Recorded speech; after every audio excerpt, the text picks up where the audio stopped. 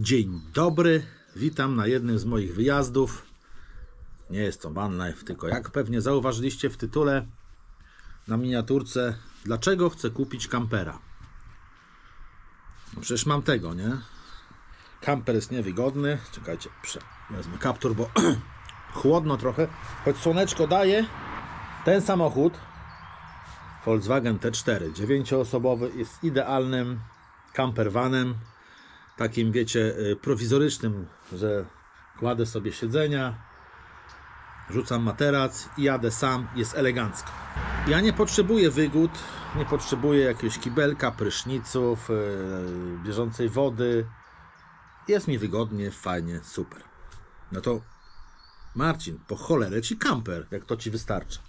Właśnie, wystarcza, mnie wystarcza. Ale może nie wszyscy wiedzą, mam 9-osobową rodzinę. Ja, żona i 7 dzieci, tak? Mamy 7 dzieci.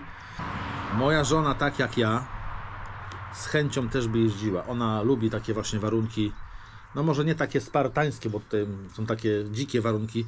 Ona właśnie wolałaby bardziej kampera, ale nie robię tego, nie chcę kupić kampera, tylko pod nią, bo to nie o to chodzi. Chodzi o spanie całej naszej 9. Słuchajcie, no tutaj nie idzie tego zrobić, nijak się nie zrobi. No max 3 osoby, da się porozkładać siedzenia, że da się wcisnąć tyle osób i nie będzie problemu. Ale jakbyśmy chcieli pojechać całą 9, to taki kamper, minimum 6-osobowy musi być kamper. 3 tu, 6 tam, ale i są, słuchajcie, 8 widziałem osobowe, nawet i 9 widziałem, ale to miejsca było niewiele. Planujemy z żoną już od jakiegoś czasu, taką, nie tak jak wszyscy gdzieś tam kupują kampera, Chorwacja, Grecja, do ciepłych krajów, to takie oklepane jest, kurczę.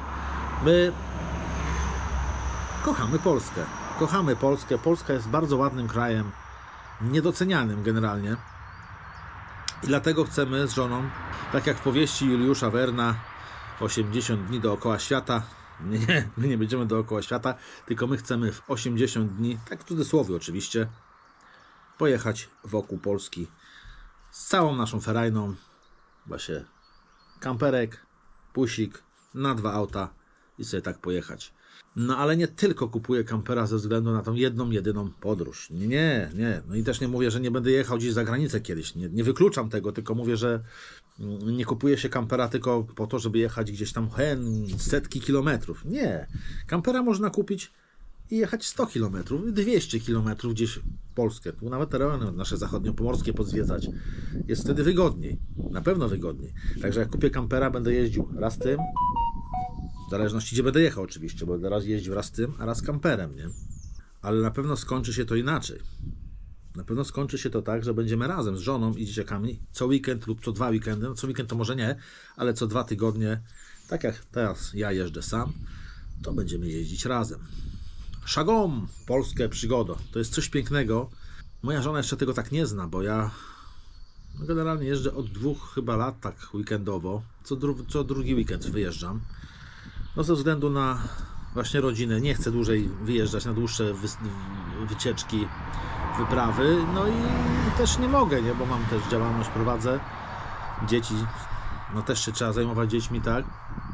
Spotkałem się z takimi złośliwościami, że o, ty se jeździsz, a żona z dziećmi w domu siedzi. No to chyba wy tak macie. No wy tak chyba macie. Moja żona się mnie pyta, kiedy w końcu wyjeżdżasz? Ja mówię, tam za tydzień, coś takiego. No to dobrze, będę mogła zrobić porządek, coś tamtego, poukładać sobie. A ja mówię, co, ja ci przeszkadzam w tym, czy co? No mówi, nie, ale jak ty jesteś, to jakoś tak mi się nie chce i wolę z tobą spędzić czas. A jak wyjeżdżasz, to ja robię swoje, kurcze, i jest elegancko.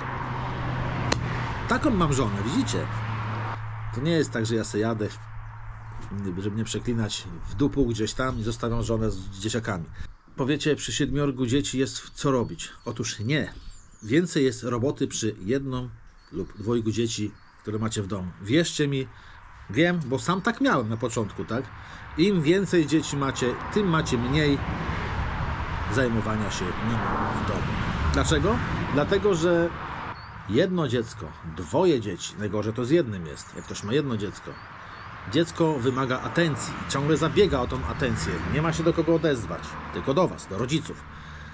I ciągle, ja nieraz widzę właśnie, jak matka czy ojciec chodzą za tym szkrabem, bo on cały czas tam coś tam broi. A jak macie 4 dzieci, 5, już nie mówię o 7, one wszyscy jak domowe przedszkole bawią się we własnym sosie. I to jest właśnie najpiękniejsze w tym wszystkim.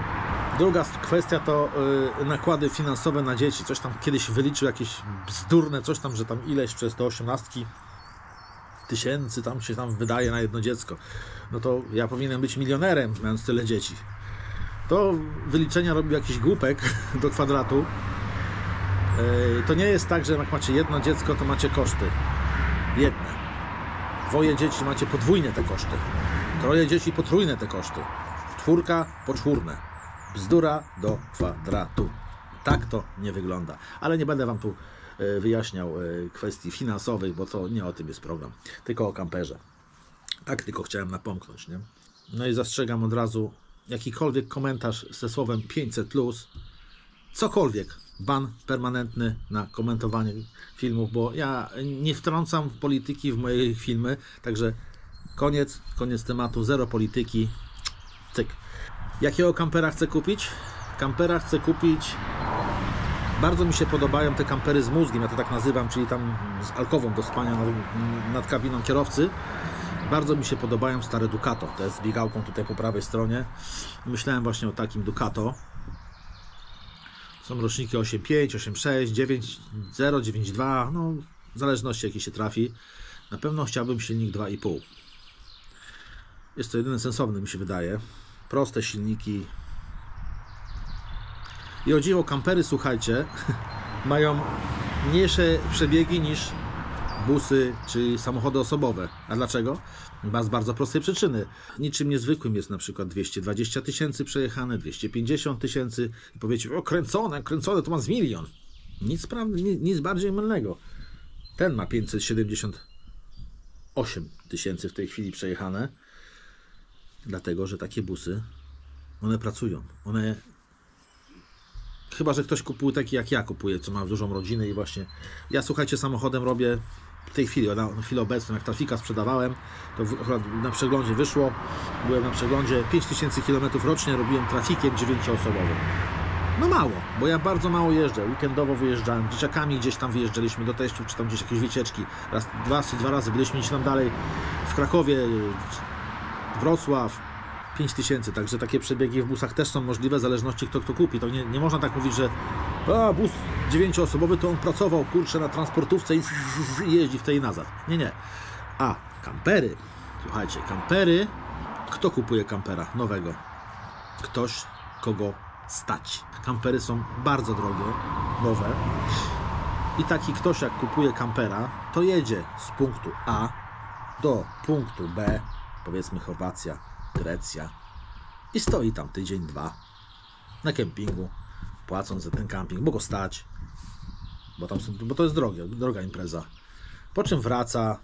Mało jest takich, co objeżdżają świat kamperem codziennie, tam pokonują 100, 200 kilometrów. Nie ma tak. Przeważnie to jest właśnie w sezonie, gdzie się wyjeżdża, później człowiek wraca i ten kamper sobie zimuje, czeka na sezon. I dlatego te przebiegi są niewielkie. No. I to jest tym wszystkim najpiękniejsze właśnie. Taki paradoks, nie? Możecie się ze mną zgodzić lub nie, no ale co się tym wie. Mówię, camper, Ducato, 8-osobowe, bardzo popularne są na Ducato w ogóle.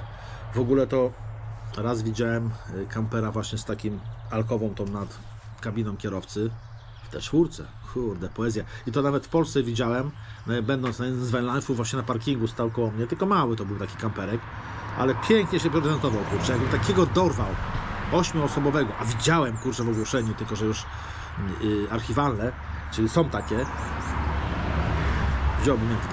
wziąłbym jak w dym, kurczę, 2 te 4, jedna busik 9-osobowy, drugi kamper, kurczę, no, piękna rzecz. Dlatego chcę kupić kampera. Chciałem wam wyjaśnić, bo też dużo mnie ludzi pyta, nie? Po co mi kamper. Teraz jeżeli chodzi o busa, dlaczego tutaj ludzie mówią, no załóż sobie drugi akumulator, załóż sobie solary na dach. Po co? No nie wiem po co. Zobaczcie, ja teraz 2 dni jestem, we Webasto mi chodziło cały czas. Ja nie mam problemu z odpalaniem i to, co mam, to mi wystarcza. Do czego ja używam? Mam tablet, który podładuję raz dziennie, mam powerbanki. Jednego powerbanka tylko użyłem. Światło, oświetlenie diodowe, prawie nic nie zużywa. Tyle co Webasto. A ja codziennie się przemieszczam, także jak Webasto nawet mi pochodzi. Bateria i tak ma 12,5 po całej nocy, 12,4 V. Odpalam, przejeżdżam te, nie wiem, godzinę czasu gdzieś tam jadę, no to ten akumulator znowu ma naładowanie takie naładowanie, że job twój mać starczy przez całą dobę, nie? Więc w moim przypadku nie ma najmniejszego sensu solar w tej chwili, bo co innego będzie, jak właśnie byśmy pojechali wokół Polski, ale do tego czasu to jeszcze, więc na chwilę obecną ani drugiego akumulatora, ani solara nie będę zakładał, no chyba, że bo muszę wymienić akumulator, chyba, że kupię, no nie wiem, zobaczę, bo ten, co mam aktualnie pod maską, to jest 100 AH, strasznie duży i pod fotel mi nie wejdzie w oryginalne, bo tam mam pod fotelem oryginalne miejsce na hotelowy akumulator, tylko że to, kurczę, ten jest za duży i tam nie wejdzie. Tak jak kupię nowy, co ja z tym zrobię? Musiałbym kupić dwa. Nie wiem, czy jest sens. No nie wiem, zobaczę. W każdym bądź razie, dobra, tyle chciałem powiedzieć o kamperze, żebyście wiedzieli, po co mi kamper. Widzimy się w kolejnych odcinkach. Cześć!